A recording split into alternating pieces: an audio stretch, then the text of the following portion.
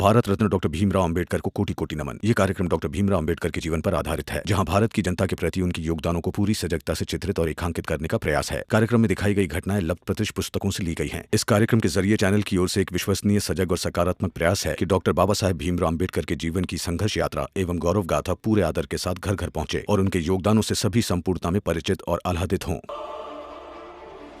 हमारा अस्त्र होगा एकता। हमारा अस्त्र होगा एकता। तो हमारा अस्त्र होगा एकता। हमारा अस्त्र होगा एकता। आज ये सब मेरे नाम पर एक हुए हैं, लेकिन जल्द ही मैं इन्हें हर जायज मुद्दे पर एक होने की आदत डलवाऊंगा। जब ये सब एक हो जाएंगे तो इन्हें किसी भीमराव की जरूरत नहीं पड़ेगी। फिर इन्हें नहीं तो किसी और को आपकी जरूरत पड़ेगी। मतलब? बुआ बता रही थी कि आपने पुरुषोत्तम काका को और पूजा काकी को एक करने के लिए कुछ किया और हितेश काका और पुरुषोत्तम काका के बीच की लड़ाई को प्रेम का पुल बना दिया। मैंने इतना बड़ा काम नहीं किया है रमा। मैंने बस वही किया जो सही था और जो करना चाहिए था। तभी तो कह रही हूँ मैं कि आपकी जरूरत कभी खत्म नहीं होगी।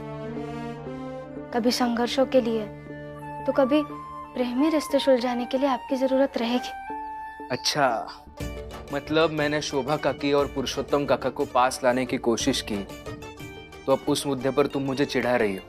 नहीं, सही कह रही हूँ मैं। कुछ भी। भीम भैया,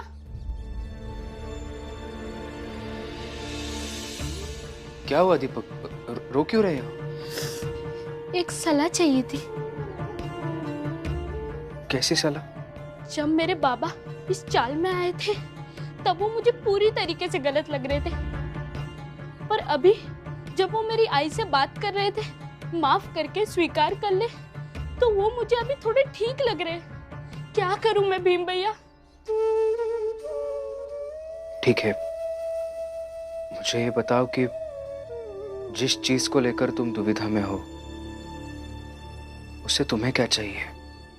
बाबा।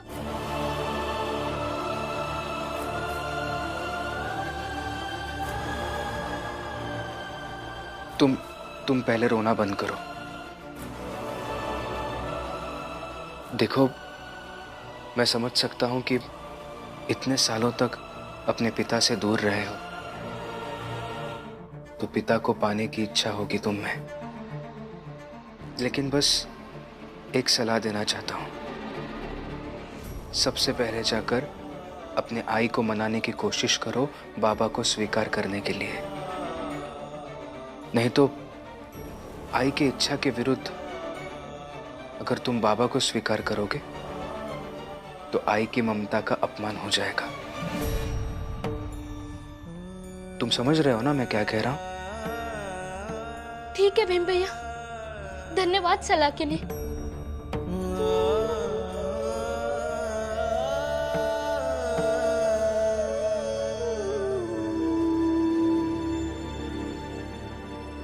सही कहा था मैंने, आपकी और आपके सोच की जरूरत हमेशा रहेगी। और मुझे तुम्हारी जरूरत हमेशा रहेगी रमा।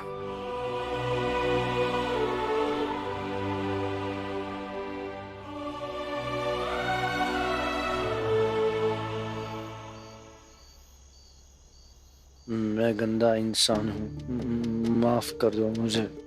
मैं गंदा इंसान हूँ, माफ कर दो मुझे।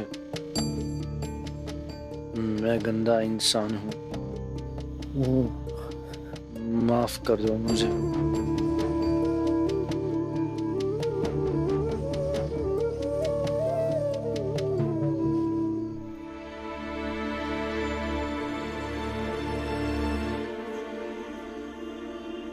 सुनिए, पुरुषोत्तम काका बाहर सोए हैं और उनके पास चादर नहीं है। वो ठंड में कांप रहे हैं। मैं उन्हें ये चादर उड़ा कर आती हूँ। व्यक्ति इतना बुरा है कि 12 साल पहले अपनी पत्नी को, बेटे को छोड़कर चला गया। ऐसे बुरे व्यक्ति को तुम चादर ओढ़ाओगी? बोलो। तुम तो एक पल के लिए भी पुरुषोत्तम काका को चाल में नहीं देखना चाहती थी। अब वही पुरुषोत्तम काका को ठंड लग रही है, इसलिए तुम चादर उड़ाओगी? हाँ तो मुझे लगाव नहीं हुआ। उस किसी को ठंड में कांपता हुआ नहीं देख सकती। और शायद पहले मैं ऐसा नहीं थी, पर आपके साथ रहते रहते सीखा है कि जरूरत के समय सब कुछ भूलकर सिर्फ और सिर्फ जरूरत पूरी करनी चाहिए। आती हूँ।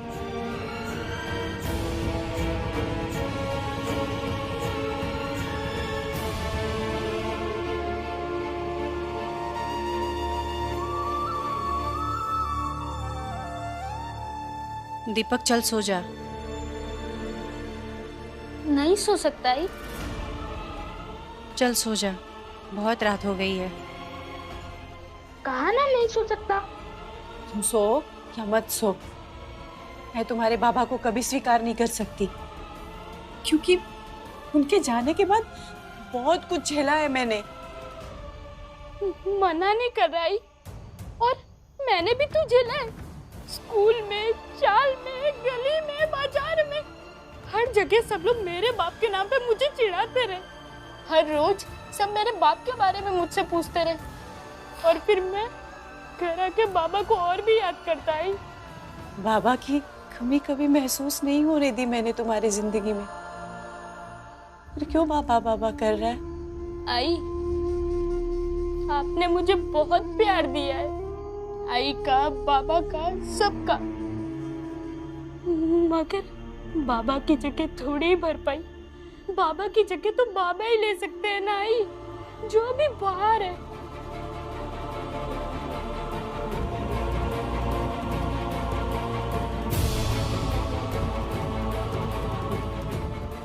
मैं गंदा इंसान हूँ, माफ कर दो मुझे।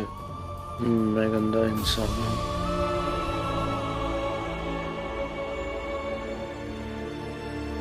वो आपसे माफी मांग रहे हैं, इसलिए मैं चाहता हूँ आप उन्हें माफ करके स्वीकार कर लें।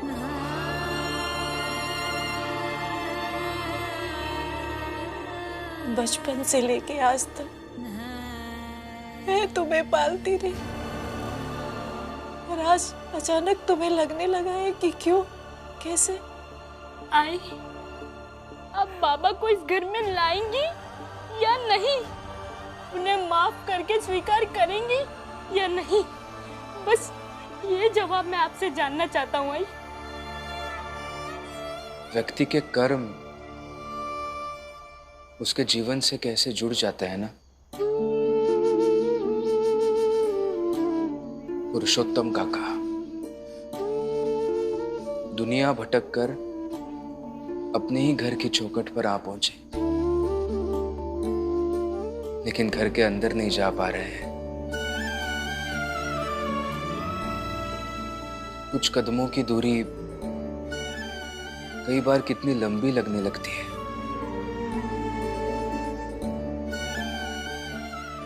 पता नहीं पुरुषोत्तम काका और शोभा काकी के बीच की ये दूरी कभी मिटेगी या नहीं। आई, मेरे बाबा इस घर में आएंगे या नहीं?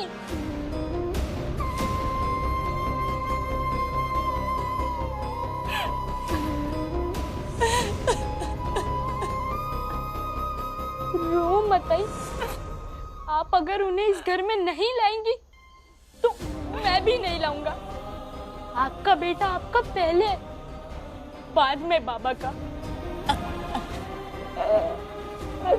बस अब आप रो मत आई।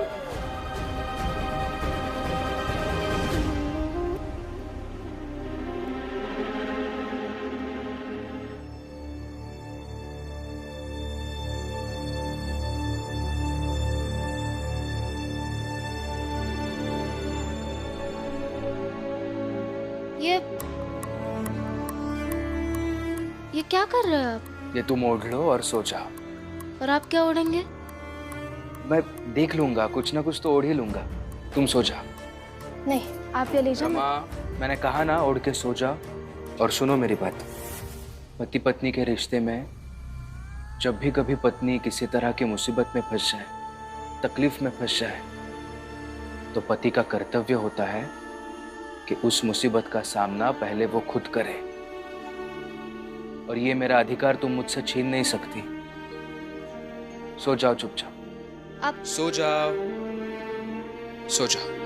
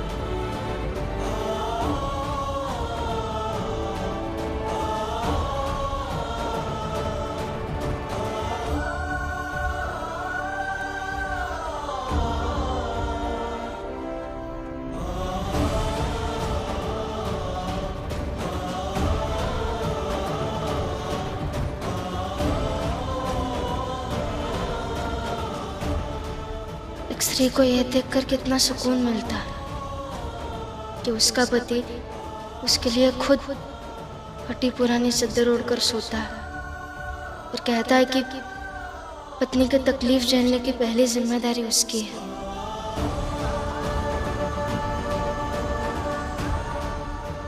और पति का ऐसा होना पत्नी के जीवन में उम्मीद भरता है, खुशियां भरता है। मैं सौभाग्यशाली हूँ कि मुझे ऐसा पति मिला है।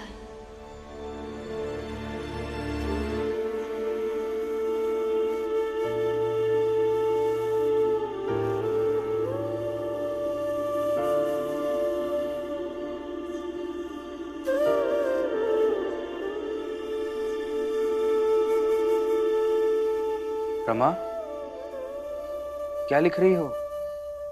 आपकी तारीफ। क्यों? ऐसे। ज्यादा तारीफ मत करो मेरी, नहीं तो बिगड़ जाऊंगा। आप क्या बिगड़ेंगे? इतने बिगड़े हुए लोगों को सुधारा है आपने। इतना विश्वास? विश्वासी तो है आप पर। मेरा विश्वास, हमारे परिवार का विश्वास, हमारी जात का विश्वास, आने वाले भविष्य का विश्वास, नए बदलाव का विश्वास, और ये सब जोड़ दे तो इस रात को भी एक विश्वास है कि इस चाल के लिए एक नई चमकीली सुबह आप ही लाएंगे।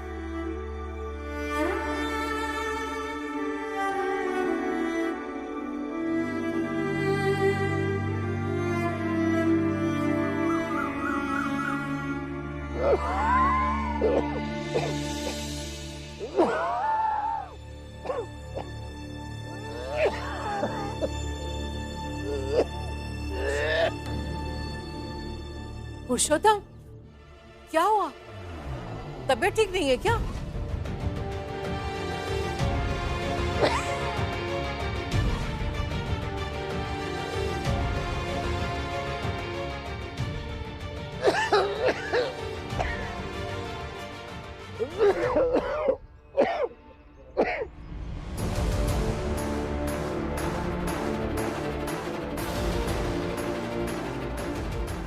आई, अगर आप नहीं जाएंगी तो मैं भी नहीं जाऊंगा, चाहे जो हो जाए।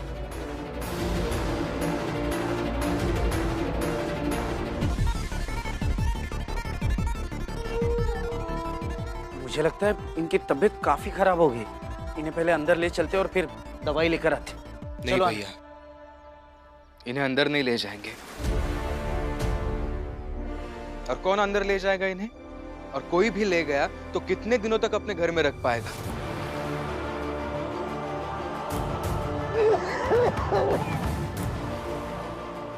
आज फैसला होना चाहिए।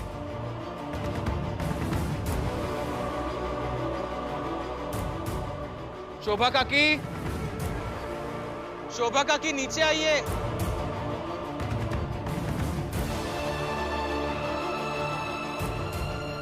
आई, भीम भैया सही कह रहे हैं। फैसले का समय, फैसला कीजिए। चलिए बाहर।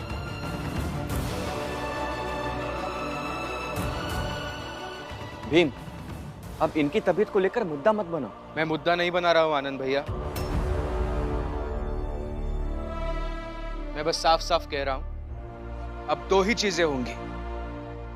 या तो शोभा काकी अपने पति को, दीपक के बाबा को अपने घर ले जाएंगी, या फिर मैं अभी इन्हें उठाकर बाहर ले जा रहा हूं और इलाज करवा रहा हूं इनका।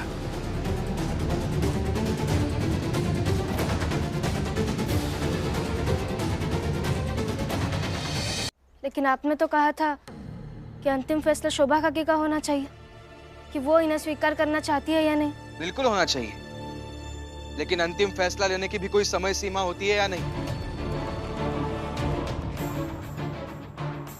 अब तक शोभा काकी को फैसला ले लेना चाहिए था, और अब तक तो इन्होंने पूरी तरह से इसके बारे में सोचा भी होगा। क्यों?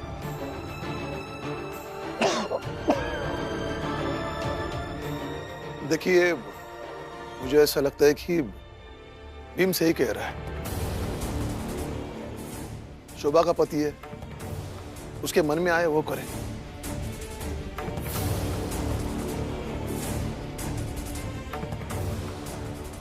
शोभा काकी, पूरी भावनाओं के साथ अच्छे से सोचकर बताइए, क्या आप इस रिश्ते को एक और मौका देना चाहती हैं? आपके हिसाब से क्या यह रिश्ता फिर एक बार जुड़ना चाहिए या नहीं?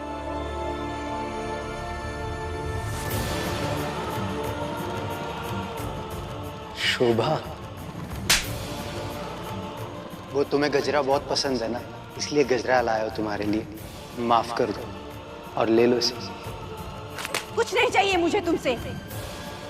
चाहे मेरा दिया हुआ गजरा फेंक दो, चाहे मुझे फेंक दो, लेकिन जब तक जिंदा हूं नहीं जाऊंगा यहां से। और हाँ, मर गया तो फेंक देना मेरी लाश।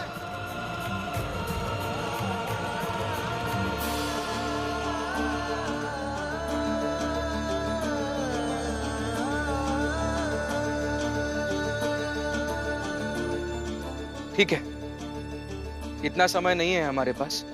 मैं पुरुषोत्तम काका को इस शाल से बाहर ले जा रहा हूं और आज के बाद ये कभी इस शाल में वापस नहीं आएंगे। आइए पुरुषोत्तम काका, उठिए, मैं आपको डॉक्टर के पास ले चलता हूं। नहीं, मैं शोभा और दीपक को छोड़कर नहीं जा सकता। देखिए, आप किसी पर ऐसे जबरदस्ती नहीं कर सकते हैं, और ये हमारी चाल है। हम आपको जीवन भर यहाँ ऐसे नहीं रहने दे सकते। उठिए, आइए मेरे साथ। मैं कह रहा हूं उठिए।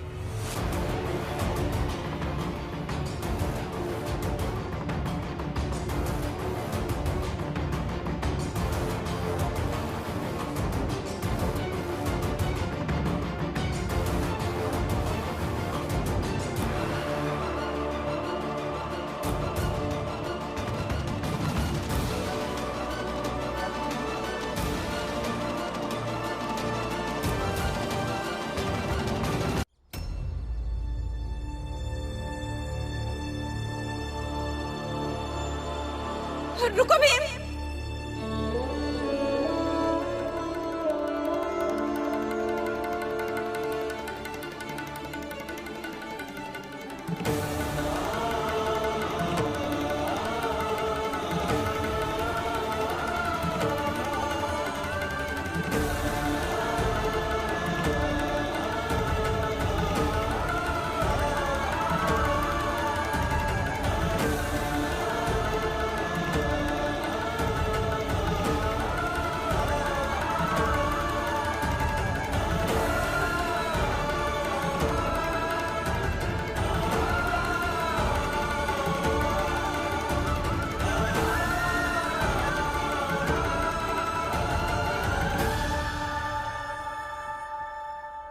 इन्हें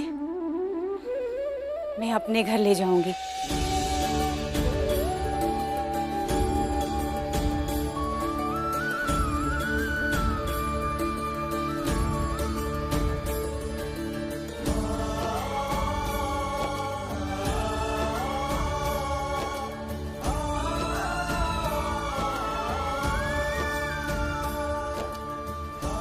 ले जाइए।